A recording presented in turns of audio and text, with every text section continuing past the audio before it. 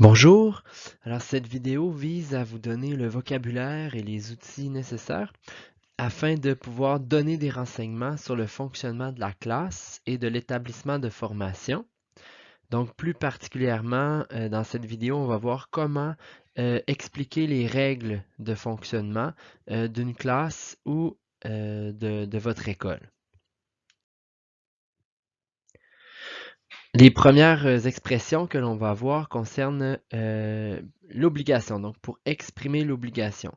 Quelque chose que l'on doit absolument faire, on n'a pas le choix de faire respecter cette règle. Donc la première expression, c'est obligatoire de plus le verbe à l'infinitif. Donc par exemple, si on regarde la première image du petit monsieur avec l'horloge, eh bien, c'est obligatoire d'arriver à l'heure. La deuxième image des deux personnes qui parlent, eh bien, c'est obligatoire de parler en français. Arriver à l'heure et parler en français en classe, c'est obligatoire. On n'a pas le choix. On ne peut pas dire, ah, aujourd'hui, je vais parler espagnol ou arabe. Non, c'est exigé par l'enseignant. L'autre expression que l'on peut utiliser pour exprimer l'obligation est le verbe devoir. Donc, si on parle à un groupe ou si on parle à une personne en contexte formel, par exemple à la directrice de l'école, eh bien, c'est vous devez plus le verbe à l'infinitif. Si on est dans le contexte informel avec un collègue de la classe, par exemple, eh bien, tu dois plus le verbe à l'infinitif. Donc, dans l'exemple, encore une fois, d'arriver à l'heure, eh bien, c'est vous devez arriver à l'heure ou, en contexte informel, tu dois arriver à l'heure. Pour parler en français, eh bien, vous devez parler en français ou bien, en contexte informel, tu dois parler en français. Notez la petite différence, c'est obligatoire de.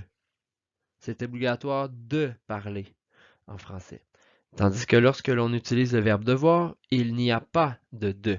Donc, c'est tu dois parler en français. Maintenant, voici les expressions pour exprimer la permission. Donc, la permission, ça veut dire que c'est au choix. On peut le faire ou ne pas le faire. C'est un peu comme on veut. Alors, la première expression que l'on peut utiliser est c'est permis de plus le verbe à l'infinitif. Donc, par exemple, dans le cas de la première image avec la bouteille d'eau, eh bien, c'est permis de boire dans une bouteille. L'autre expression par rapport au dictionnaire, eh bien, c'est permis d'utiliser le dictionnaire lors de l'examen.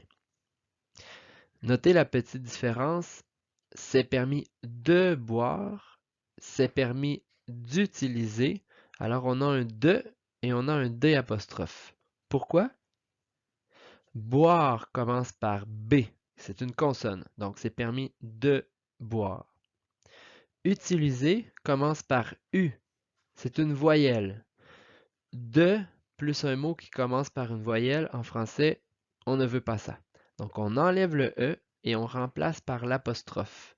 Donc ça devient c'est permis d'utiliser le dictionnaire lors de l'examen.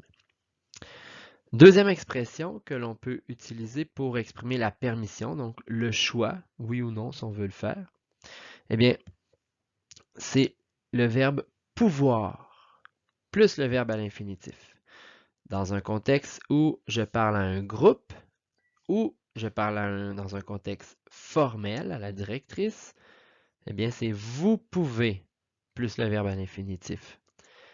Dans un contexte informel avec un collègue de la classe, tu peux plus le verbe à l'infinitif. Donc, par rapport à boire dans une bouteille, eh bien, c'est vous pouvez boire dans une bouteille ou dans un contexte informel, tu peux boire dans une bouteille. Pour le dictionnaire lors de l'examen, eh bien, ça devient vous pouvez utiliser le dictionnaire lors de l'examen. Ou dans un contexte informel, tu peux utiliser le dictionnaire lors de l'examen. Donc ici, c'est permis de boire ou vous pouvez boire dans une bouteille. Eh bien, ce n'est pas une obligation. Ce n'est pas exigé de boire pendant la classe. Par contre, si vous avez envie, si vous voulez boire, eh bien, c'est possible de le faire. Alors, la permission, ça veut dire la possibilité de faire quelque chose. Maintenant, voici les expressions pour l'interdiction. Alors, pour exprimer l'interdiction, il y a 4 expressions possibles. Voici les 2 premières. Donc, et quand on parle d'interdiction, alors là, ce n'est pas exigé de faire quelque chose, ce n'est pas au choix, c'est interdit. On ne peut pas faire cette chose. Exemple, on ne peut pas fumer dans l'école. Bon, c'est interdit. Mais ce n'est pas un choix ou on ne peut pas le faire. Bon, alors la première expression que l'on peut utiliser pour exprimer l'interdiction, c'est ce n'est pas permis de plus le verbe à l'infinitif. Tantôt, on a vu c'est permis de, donc c'est au choix, c'est la permission, la possibilité, mais là c'est à la négation, ce n'est pas permis de. Ça veut dire que c'est impossible. Bon, par exemple, le cellulaire, eh bien, ce n'est pas permis d'utiliser son cellulaire. La petite fille qui regarde sur la feuille de sa collègue, eh bien, ce n'est pas permis de regarder la feuille de son voisin lors de l'examen. L'autre expression possible, eh bien, c'est une expression qui est beaucoup utilisée. C'est interdit de. Cette expression-là, on va l'avoir beaucoup pour l'interdiction. C'est interdit de plus un verbe à l'infinitif. Donc, par rapport au cellulaire, c'est interdit d'utiliser son cellulaire. Et regarder la feuille de son voisin, c'est interdit de regarder la feuille de son voisin lors de l'examen. Donc, ce n'est pas permis de, c'est interdit de. Ça indique des règles où on ne peut pas faire quelque chose. L'interdiction, voici, pour exprimer l'interdiction, voici les 2 dernières expressions possibles. Alors, tantôt on a vu pour la permission, vous pouvez boire de l'eau dans une bouteille. Bon, alors, si on transforme à la négation, vous ne pouvez pas, eh bien, ça devient une interdiction. Donc, vous ne pouvez pas plus un verbe à l'infinitif. Et si c'est dans un contexte informel, tu ne peux pas plus le verbe à l'infinitif. Donc, par exemple, par rapport à la cigarette, comme dans mon exemple tantôt, eh bien, vous ne pouvez pas fumer dans le centre. Si c'est un contexte informel, tu ne peux pas fumer dans le centre. Le deuxième exemple concerne les 2 personnes en colère. Vous ne pouvez pas manquer de respect envers un collègue. Manquer de respect, c'est par exemple être violent ou dire des choses méchantes envers une autre personne. Vous ne pouvez pas manquer de respect envers un collègue. Et si c'est un contexte informel, tu ne peux pas manquer de respect envers un collègue. Maintenant, l'autre expression possible, on a vu cette expression-là dans l'obligation. Vous devez parler en français en classe. Donc, c'est exigé de parler. Vous devez faire l'action. Si on transforme à la négation, vous ne devez pas, eh bien, ça devient une interdiction.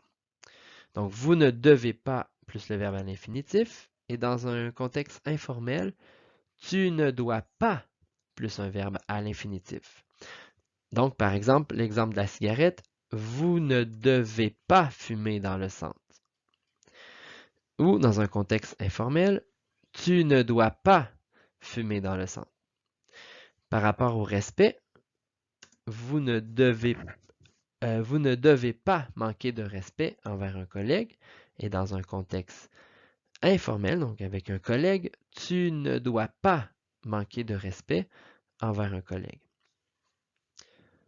Avec toutes ces expressions que l'on vient de voir, vous êtes maintenant capable d'expliquer les règles de l'école, de la classe, et même les règles au travail ou dans toute autre lieux possibles.